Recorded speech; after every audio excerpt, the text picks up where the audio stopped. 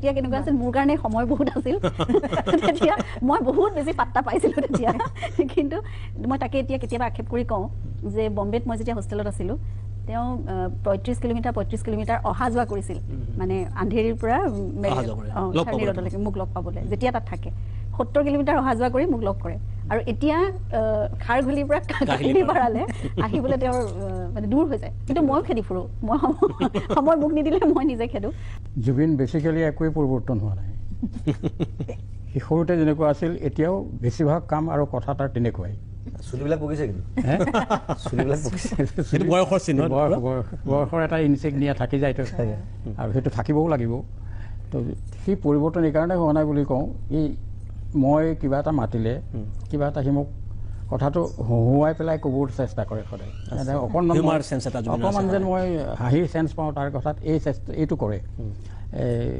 সেই কথাটো তাৰ পৰিৱৰ্তন হোৱা নাই আৰু এটা কথা কামবোৰ কৰোঁতে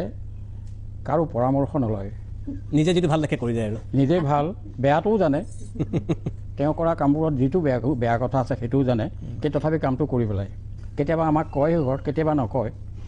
চিনেমা ওলোৱাৰ পিছত কোনোদিন মোক সোধা নাই চিনেমাখন চালা নেকি তুমি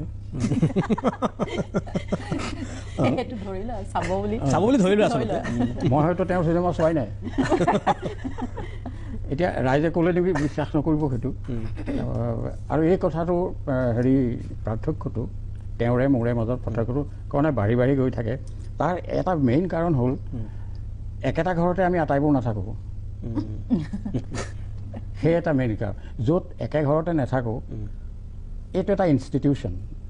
আমাৰ ঘৰটোও এটা ইনষ্টিটিউশ্যন ইয়াত এজন মানুহ বাহিৰত থাকে দুজন ক'ৰবাত থাকে দুজন আমুকত থাকে এই হিচাপে যদি চলে এই ইনষ্টিটিউশ্যনটো চলিবনে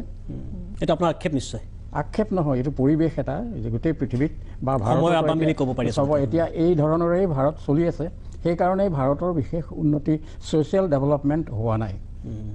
ছ'চাইটিত মানুহবোৰ চব ফাৰাক বিভক্ত হৈ গৈছে কোন বিজেপি কোন কংগ্ৰেছ ক'ব নোৱাৰি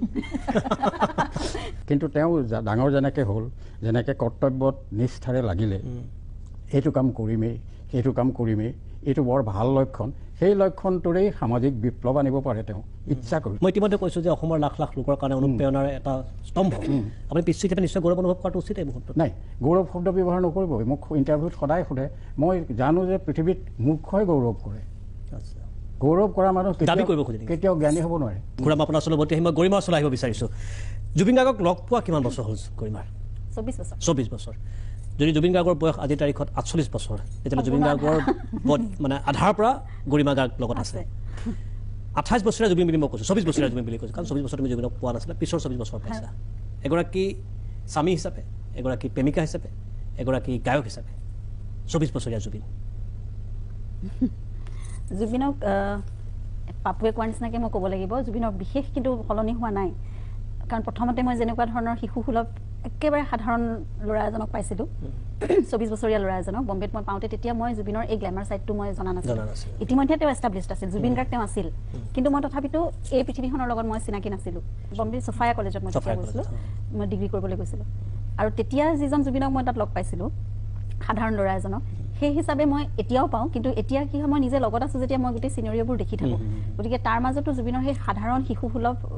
যিটো তেওঁৰ নিজৰ মাজত আছে স্বভাৱটো সেইটো এতিয়াও আছে প্ৰথমতে আপুনি সুধিলে যে পিছলৈ ঘূৰি চোৱা হয় নহয় তেনেকুৱা কিছুমান সময়ত মানে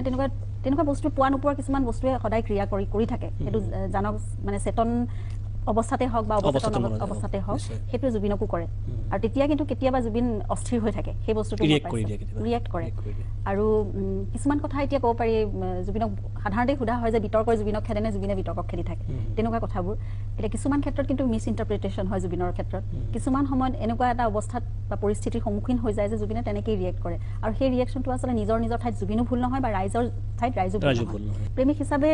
বহুত ভাল আছিল প্ৰেমিক হিচাপে মানে তেতিয়া কেনেকুৱা আছিল মোৰ কাৰণে সময় বহুত আছিল তেতিয়া মই বহুত বেছি পাত্তা পাইছিলোঁ তেতিয়া কিন্তু মই তাকে এতিয়া কেতিয়াবা আক্ষেপ কৰি কওঁ যে বম্বেত মই যেতিয়া হোষ্টেলত আছিলোঁ তেওঁ 35 কিলোমিটাৰ অহা যোৱা কৰিছিল মানে আন্ধেৰীৰ পৰা